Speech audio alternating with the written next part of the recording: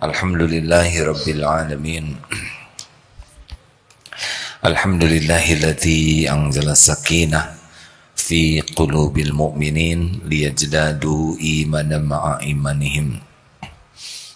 Allahumma salli wa sallim wa barik ala sayyidina Muhammad wa ala alihi wa ashabihi ajma'in.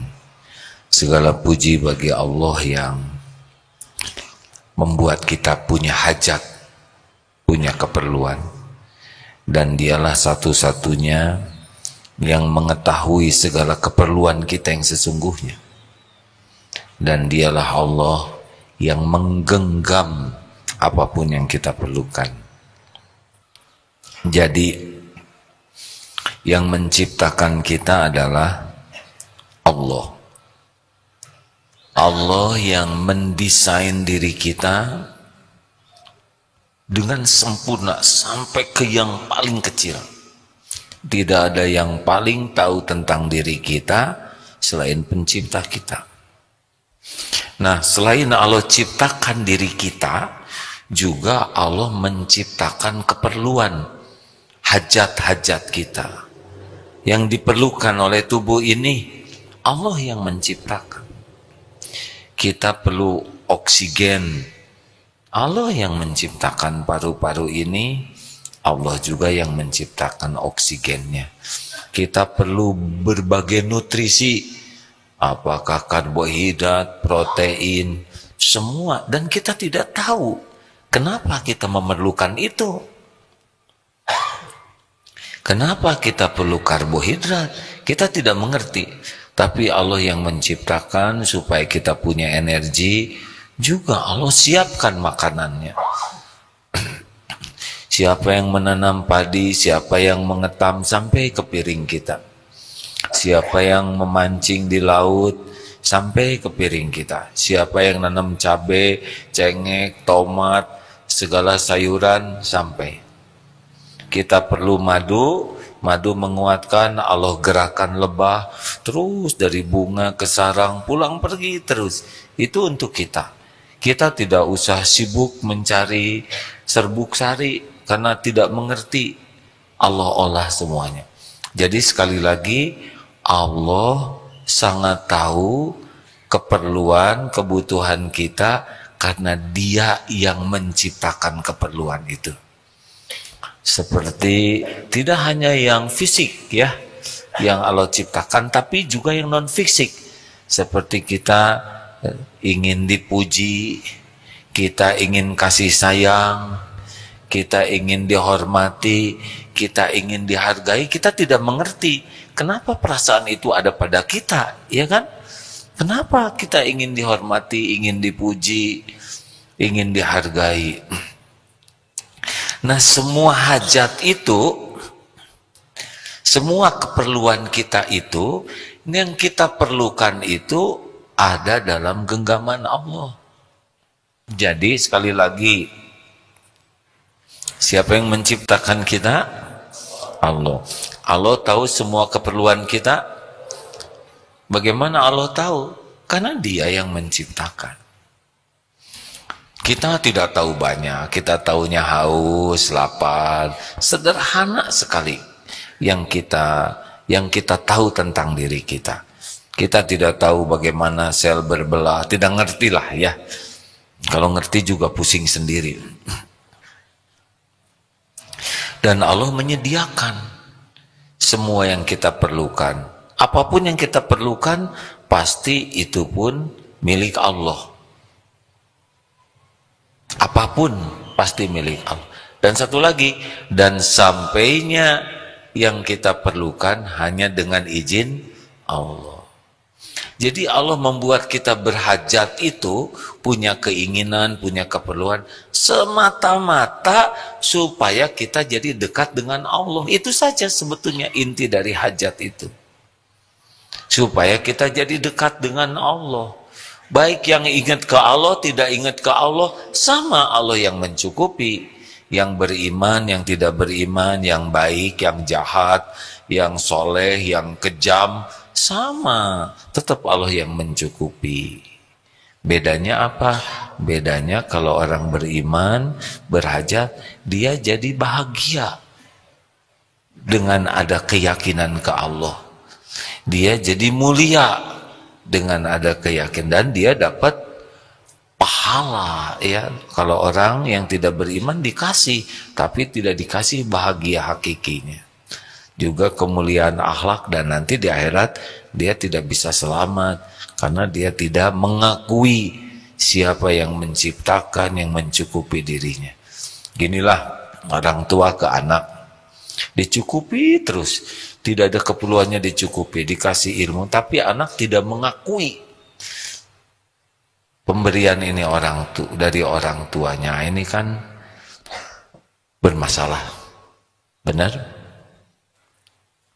Jadi sebetulnya kita jangan risau dengan keperluan kita, dan selama ini juga dicukupi tanpa ingat, tanpa minta ke Allah.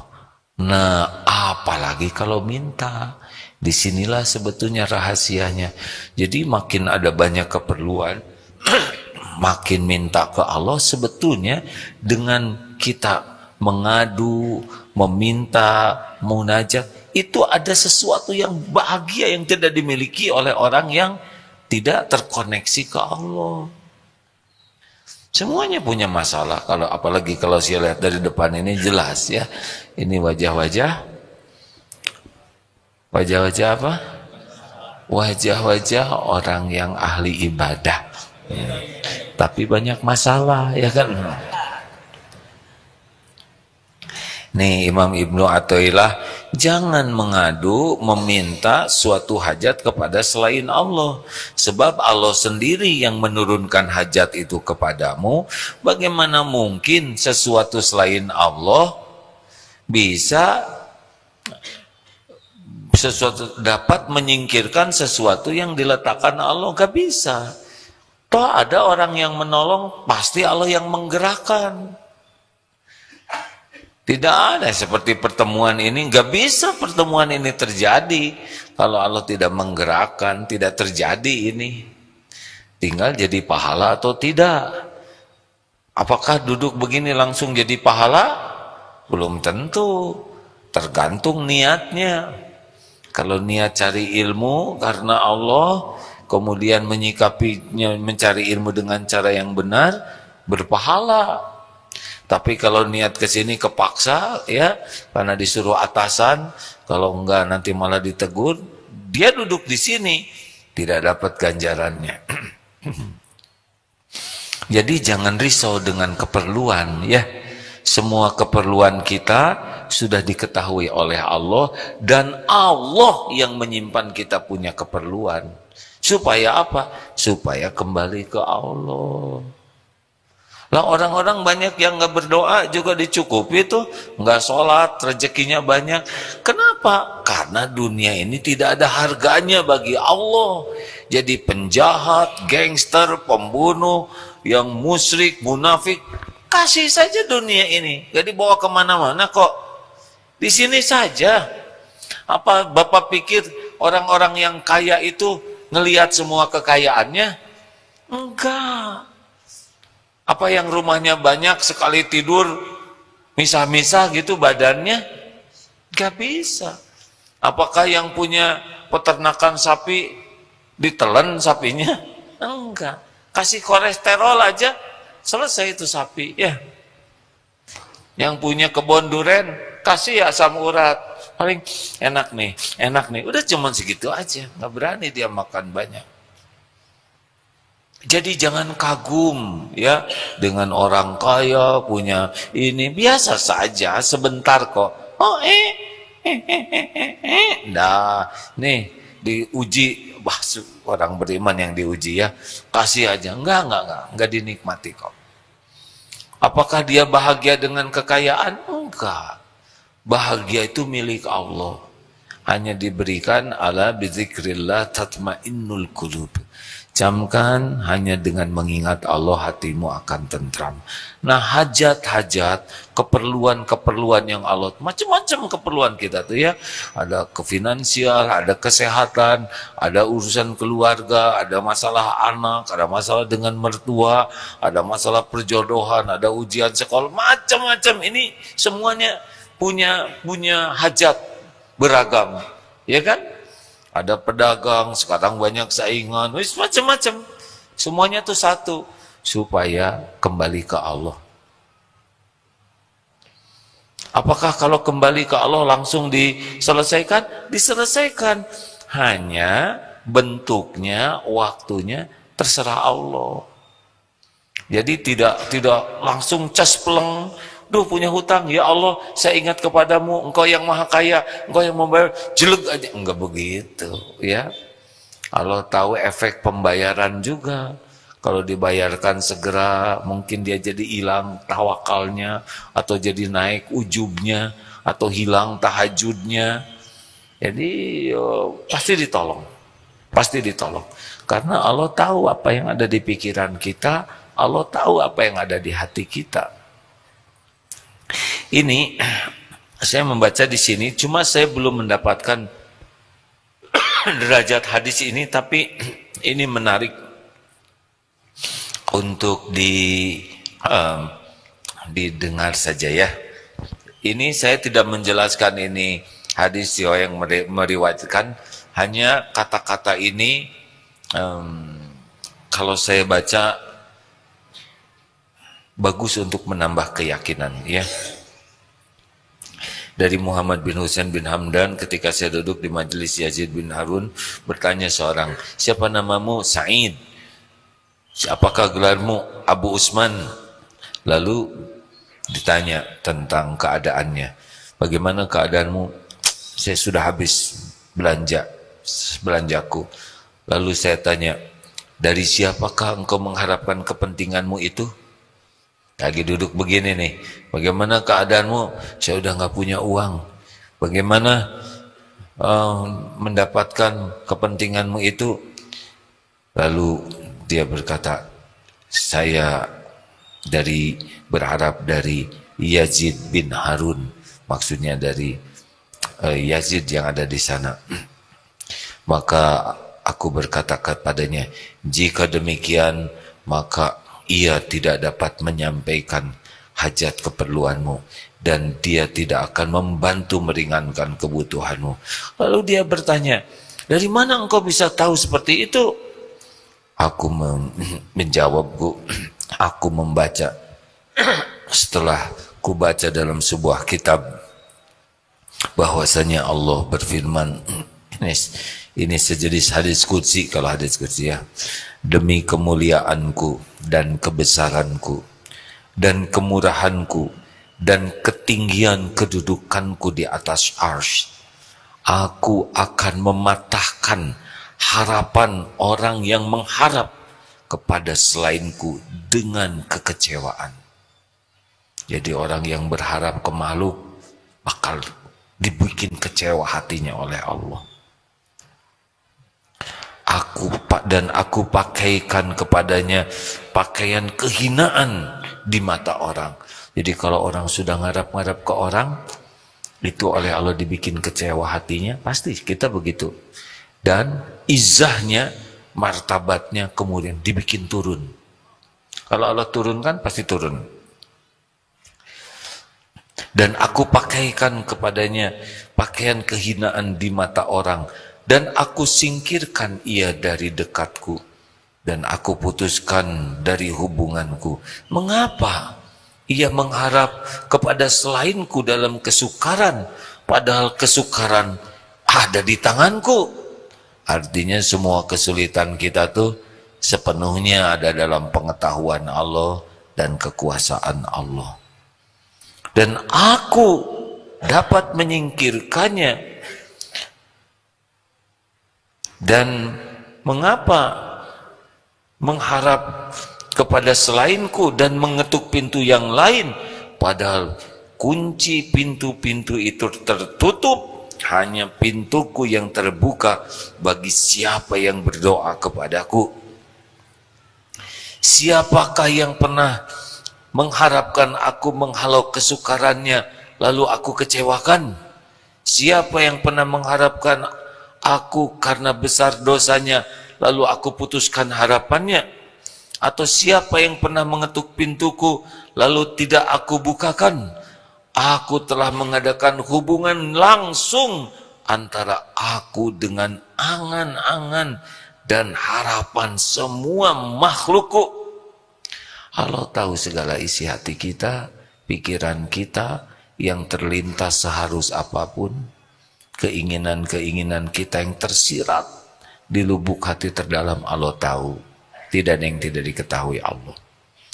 Juga semua keperluan tubuh kita ini tahu, karena Allah Maha tahu dan Dia yang menciptakan kita.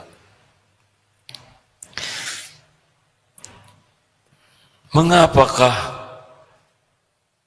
engkau bersandar kepada selainku, dan aku telah menyediakan semua harapan hambaku, tapi tidak puas dengan perlindunganku, dan aku telah memenuhi langitku dengan makhluk yang tidak jemu bertasbih kepadaku dari para malaikat, dan aku perintahkan mereka supaya tidak menutup antara aku dengan para hambaku.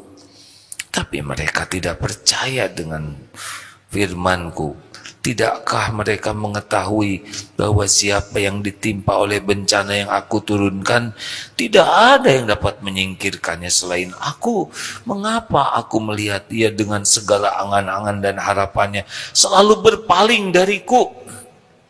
Mengapa ia tertipu oleh selainku?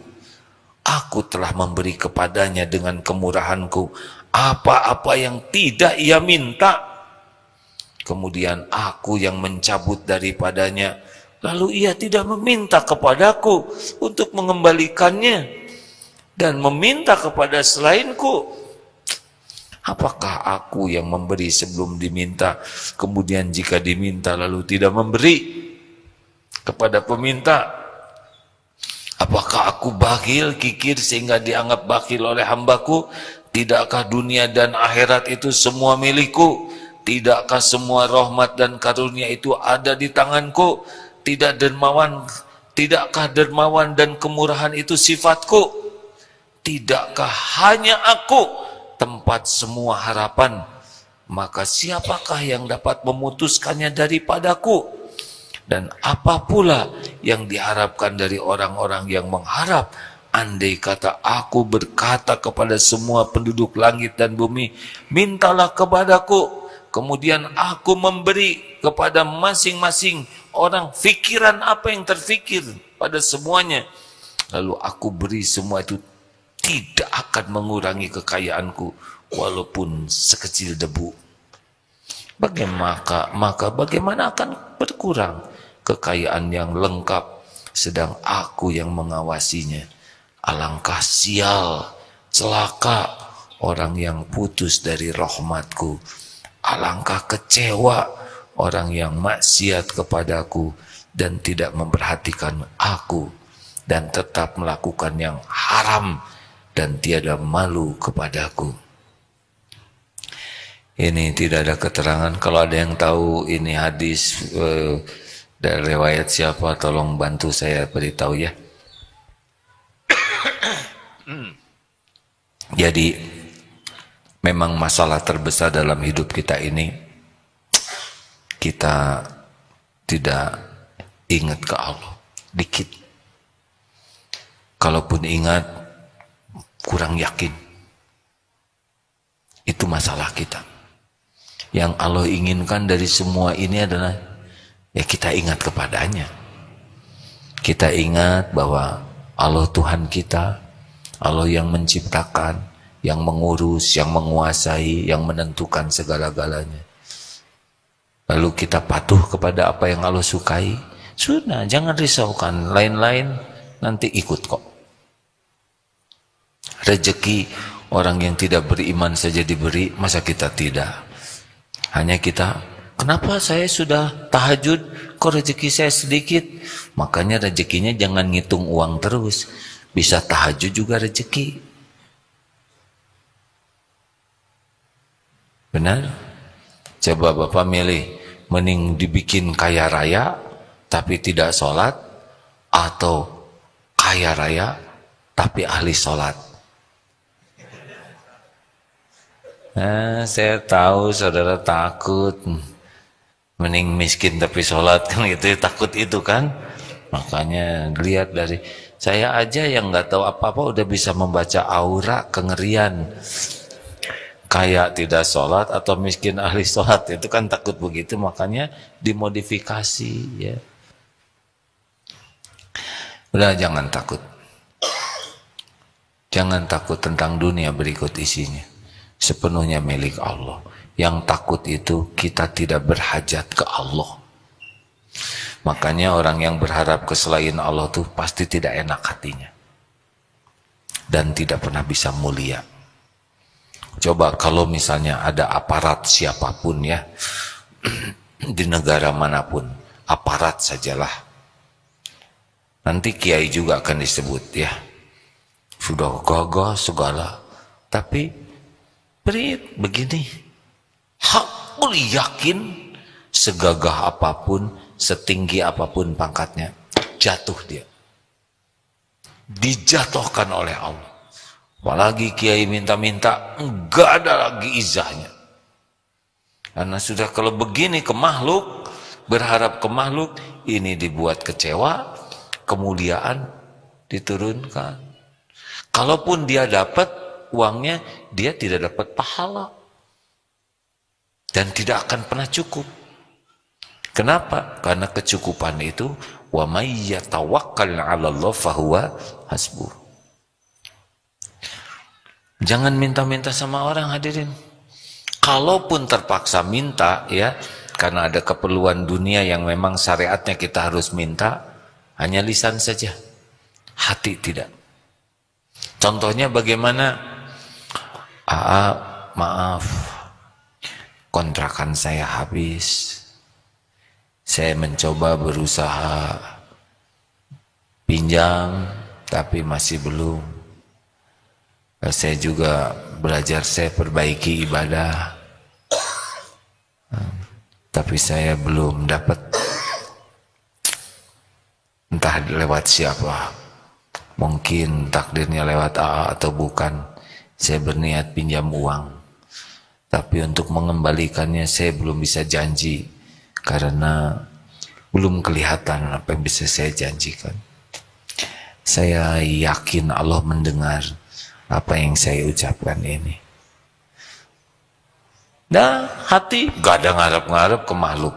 Di hati, ya Allah, sekiranya rezeki saya ada di sini, mudahkan, balas dengan sempurna. Sekiranya memang bukan lewat pertemuan ini, sempurnakan ganjaran, kesabaran bagi yang saya datengin, dan saya tetap bertawakal kepadamu. Gitu. Sama dalam urusan apapun ya. Istri ke suami, suami ke istri, nggak boleh banyak berharap. Kalau bicara, ngerti tidak bu? Bukan. Tidak pak. Gini-gini aja nggak ngerti. Nada naik itu ciri-ciri tuh. Tenang saja, karena yang membulak-balik hati adalah Allah. Kita tidak bisa membulak-balik hati siapapun. Kita menjelaskan. Tapi kita misalkan tidak dipercaya, tenang saja. Karena yang bisa membulak-balik hati adalah Allah. Tidak usah pakai nangis, tidak usah pakai emosi, tidak usah pakai histeris. Karena kita nggak bisa ngebulak-balik hati siapapun. Tenang. Tidak mesti semua orang percaya ke kita langsung. Kita berbuat baik juga belum tentu orang menghargai kebaikan kita. Bahkan kita berbuat baik bisa difitnah. Enggak apa-apa. Allah tahu kita berbuat baik. Iya. Kenapa dong kita berbuat baik kita malah difitnah? Yaitu dia. Supaya kita minta tolong ke Allah. Kita menjelaskan enggak dipercaya. Misal Allah tahu apa yang kita lakukan, ya kan? Udah, ya Allah tolong saya. Jadi semua urusan itu akan terjadi terus tuh. Tiap hari tuh macam-macam masalah tuh, ya kan? Supaya apa? Supaya kembali ke Allah terus. Jadi memang Allah tuh sukanya kita tuh ngadu, minta, doa, menghibah, curhat. Curhatlah ke Allah. Kan Allah udah tahu mau apa saya curhat, supaya akrab. Kan gampang. Jadi kayak gimana gitu ya, senyum-senyum ke Allah kayak gitu. Bicara aja. Apa kalau mau curhat ke orang, hati-hati ini ya. Ingat baik-baik ya. Hati-hati curhat ke orang. Karena tidak setiap orang siap mengemban amanah, mengetahui tentang persoalan kita. Apa efeknya kalau curhat ke orang? Kalau orangnya kurang mateng, dia pasti cerita ke yang lain dengan judul, jangan diomong-omongin ya. Ini mah hanya kamu aja. Saya udah janji gak akan ngomong-ngomong tuh. Dia sendiri ngomong udah janji tapi ngomong. Saya sudah janji sama dia nggak akan saya ceritakan.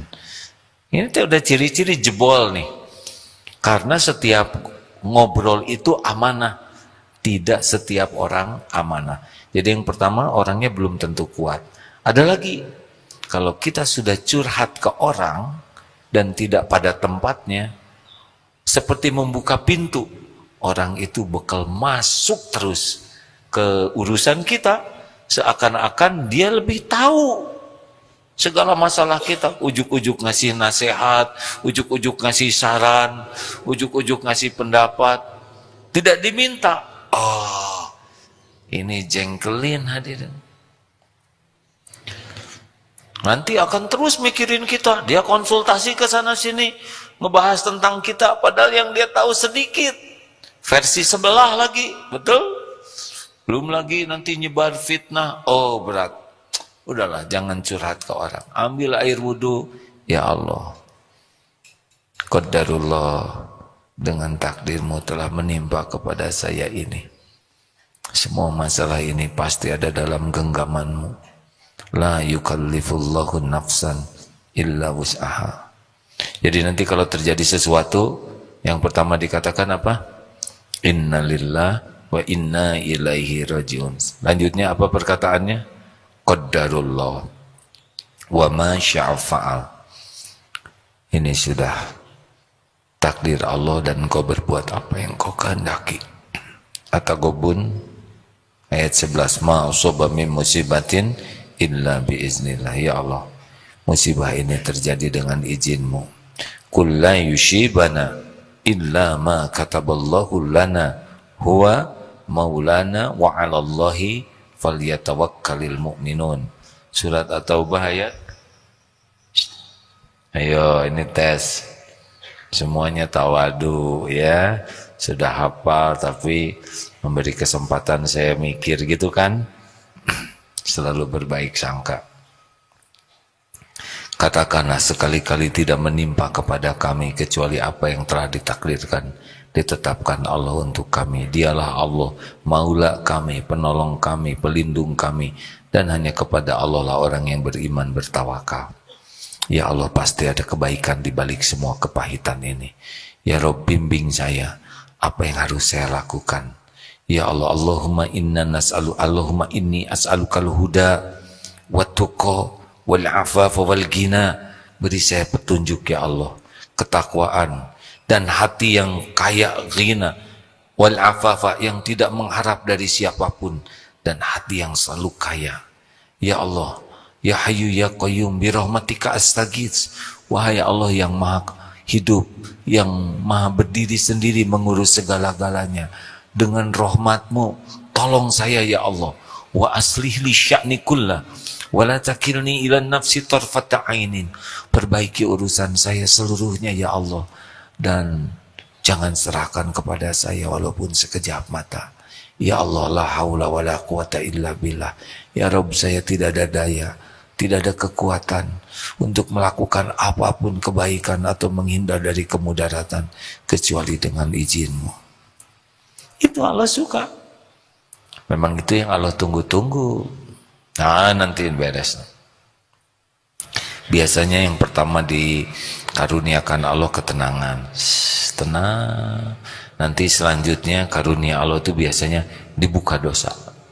Nih karena dosa ini nih, astagfirullah, ini tadi karena saya marah ke orang, astagfirullah.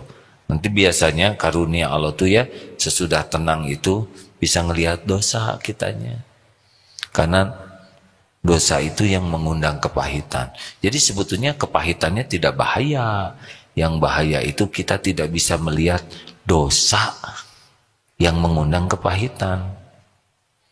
Wa ma asabakum min musibatin fabima kasabat aydikum wa ya'fu an katsir. Asy-Syura ayat 30 ya. Dan tidak ada satupun musibah yang menimpamu kecuali diundang oleh tanganmu sendiri. Jadi kalau sudah tenang itu ya, nikmat selanjutnya itu adalah tidak melihat orang lain yang bermasalah, tapi diri kita. Apa dosa saya? Tidak harus sejenis kita difitnah karena kita memfitnah, tapi mungkin ada dosa-dosa lain, tidak jaga pandangan, tidak jaga lisan, ya. Dan Allah mengetahui dosa kita. Nanti kalau memang petunjuk pertolongan Allah itu harus lewat ilmu, nanti kita ketemu tuh dengan orang yang bekal menyampaikan ilmu itu ke kita. Mungkin juga sekarang ini ibu dari Al-Islah Cianjur. Mana dari Al-Islah Cianjur? Alhamdulillah. Maaf ya Bu, terima kasih. Di sana banyak masalah nggak Bu? Ya. Apakah maaf ya, ceramah ini ada manfaatnya? Apakah ada yang oh iya gitu nggak di hatinya? Ada yang gitu, kok tahu sih masalah saya. Sebetulnya bukan masalah ibu, masalah saya Bu. Jadi saya tuh lagi ngebahas masalah saya sendiri. Cuma karena kita mirip ya, jadi merasa heran kok tahu masalah saya. Enggak tahu sama sekali. Boro-boro mikirin masalah bapak dan ibu ya. Masalah saya aja banyak. Tapi ya begitulah, polanya sama. Jadi Allah tuh menginginkan kita tuh jadi tobat, menginginkan kita jadi belajar, menginginkan kita jadi sujud, jadi banyak sedekah. Itu lewat adanya kepahitan. Jadi jangan suudzon kepada kepahitan tuh. Tidak bahaya. Yang bahaya itu tidak kembali ke Allah. Nanti kalau kembali ke Allah jalan. Kalau kita perlu uang dan Allah udah tahu ya jumlahnya, kapan waktunya udah tahulah. Nanti kalau kita kembali ke Allah, uang itu harus datang nanti dia. Kalau kita harus ke sana, kita akan ke sana. Kalau uang itu ke sini, dia yang ke sini. Tenanglah hadirin ya. Jadi masalahnya bukan di masalah kita, masalahnya tuh serius tidak ke Allahnya. Bulat enggak Allah yang menguasai pertolongan. Kemudian sadar tidak kepahitan ini diundang oleh dosa ya. Lalu serius tidak kita untuk melakukan apa yang Allah sukai. Tidak ada yang bisa nolong selain Allah, tidak bisa. Semua jin dan manusia gabung nggak bisa menghilangkan. Nih surat Yunus 107. A'udzubillahi minasyaitonirrajim. Wa iyamsasqallahu bidzurrin fala kashifa lahu illahu. Jika Allah menimpakan kemudaratan apapun bentuknya, sakit gigi, pusing, gelisah, masalah, tidak ada yang bisa menghilangkan selain Dia, Allah sendiri. Allah yang naro, Allah yang ngambil. Semua sekarang mau menghilangkan apa yang Allah berikan, nggak bisa. Tapi kalau waktunya Allah ngambil, hilang. Wa yuridka bi khairin fala radha li fadli. Tidak ada yang bisa nolak. Itu yang namanya bahagia tuh bukan tidak punya persoalan, bukan tidak punya keperluan. Bahagia itu bukan lempeng, enggak, sama. Makin kuat iman juga makin banyak cobaannya. Tapi dibimbing oleh Allah. Kan yang enak begitu. Ulangannya susah, tapi tahu jawaban, itu kan yang enak. Orang tidak lulus ujian kan bukan karena soal. Orang tidak lulus ujian karena salah jawabannya. Saya kira sederhana, ini tidak usah serius begitu ya kan. Betul? Yang paling tahu jawaban siapa? Allah. Bedanya apa? Ujian sekolah dengan ujian hidup. Kalau di ujian sekolah, kita misalkan ada ujian, terus bicara gini, duhai guru, engkaulah yang paling pandai di kelas ini. Tidak ada satupun soal kecuali engkau tahu jawabannya. Guru yang baik hati, tolong mana jawabannya? Kita sudah tahu apa hasilnya ya kan? Oh baiklah, jawabannya keluar dari kelas ini kan. Tapi kalau ke Allah, justru itu jawabannya.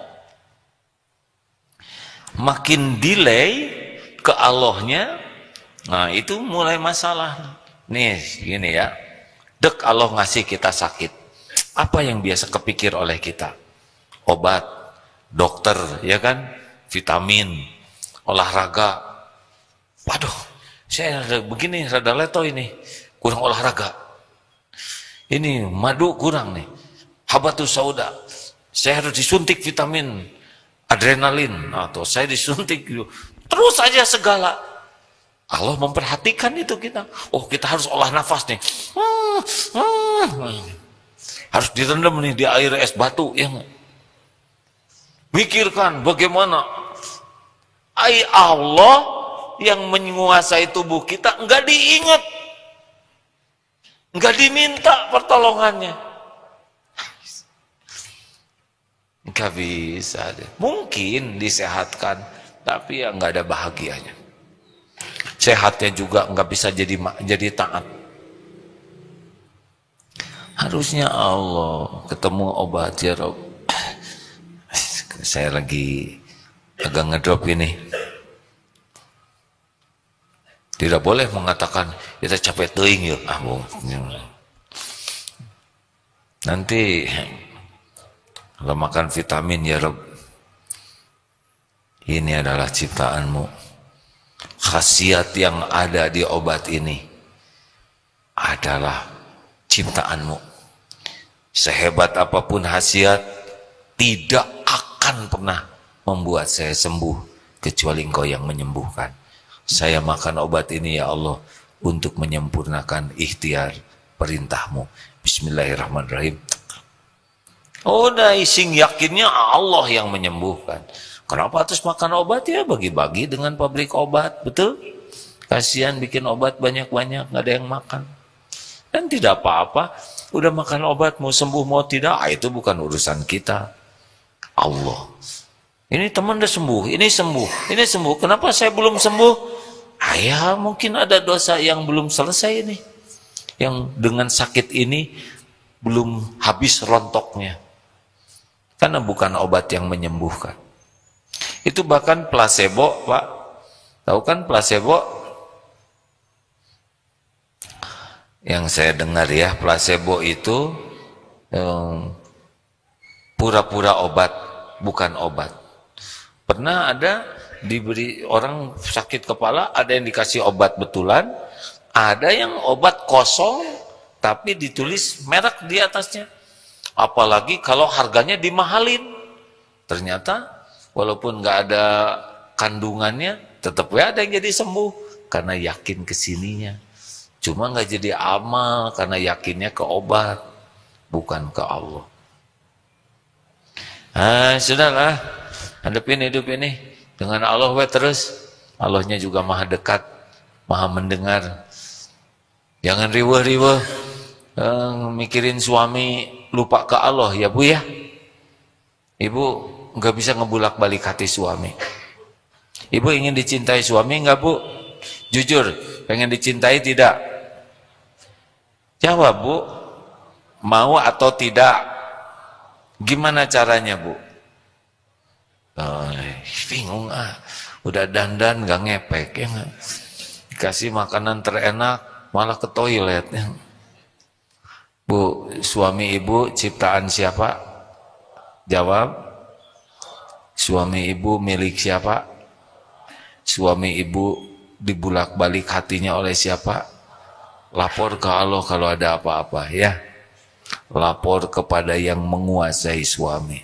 Nggak usah banyak berharap dari suami ibu. Nanti ibu sakit hati. Berharap dari Allah saja. Ada yang suaminya sudah meninggal belum? Maaf, saya nggak ada maksud apa-apa ya, cuma nanya ya. Ibu, sudah berapa lama, maaf kalau tidak keberatan, suami ibu wafat? Ada yang sudah meninggal suaminya? Sudah berapa lama bu? Jangan nyebut banyak bu, kalau hanya berdua ya. 3 tahun, 1 tahun, ya. Kami ikut mendoakan ya bu ya. Ada yang kemarin 16 tahun, 20 tahun. Ibu masih hidup? Masih. Masih makan? Masih. Masih berteduh? Berarti bukan suami yang menjamin ibu, benar? Kalau suami yang menjamin, suami meninggal, ibu ikutan dong. Enggak. Malah suami meninggal, ibu disuruh nungguin jenazah suami di kamar aja, nggak mau ibu ya. Ibu kan cinta ya sama suami. Iya, udah kalau gitu dengan jenazah di kamar dikunci dari luar. Nggak apa-apa, beda aja, nggak mau. Ya kalau udah meninggal mah beda urusannya. Ya begitu. Ada pertanyaan kah? Ada yang mau ditambahkan, Ustaz? Ayat silakan. Bentar ya Pak ya. Quran Surah Ghafir surah ke-40 ayat 60. A'udzu billahi minasy syaithanir rajim. Wa qala rabbukum ud'uni astajib lakum. Innal ladzina yastakbiruna an ibadati sayadkhuluna jahannama dakhirin. Dan Tuhanmu berfirman, berdoalah kepadaku, niscaya akan aku perkenankan bagimu.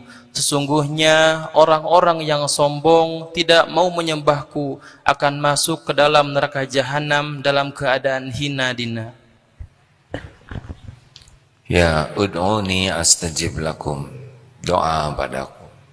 Allah mendengar setiap doa kita. Mau pakai bahasa apapun.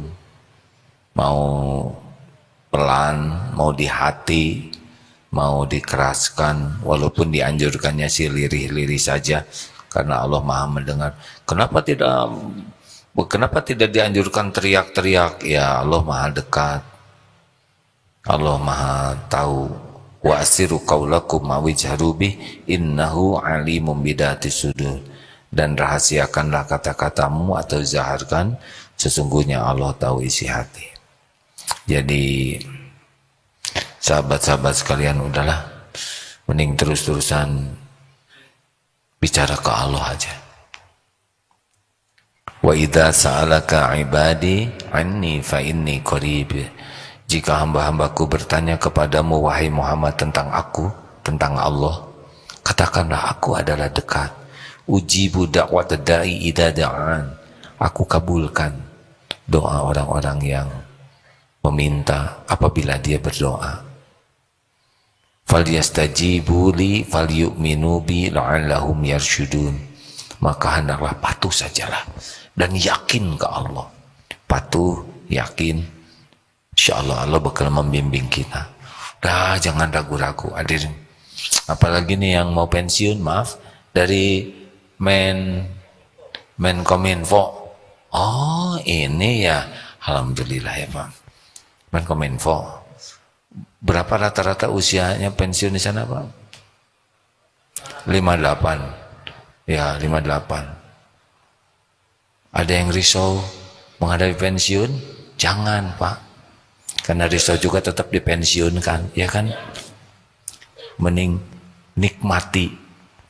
Pensiun itu artinya Allah memberi kesempatan lebih luas untuk bisa ibadah, bisa taubat, bisa memperbaiki diri, bisa lepas dari topeng yang selama ini kita pakai selama ngantor, ya kan?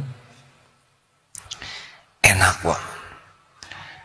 Alhamdulillah, saya sudah pensiun dari dulu, ya, nggak kerja di kantor mana-mana. Merdeka. Jangan sibuk mikirkan yang belum ada, ya Pak ya. Pertama belum ada, mau ngapain juga dipikirin. Lebih baik syukuri yang ada. Bersyukurlah yang membuat Bapak akan tercukupi. Bukan ingin. Kalau ingin harus ke Allah. Karena Allah pemilik yang kita inginkan. Terima kasih. Jazakallah khair.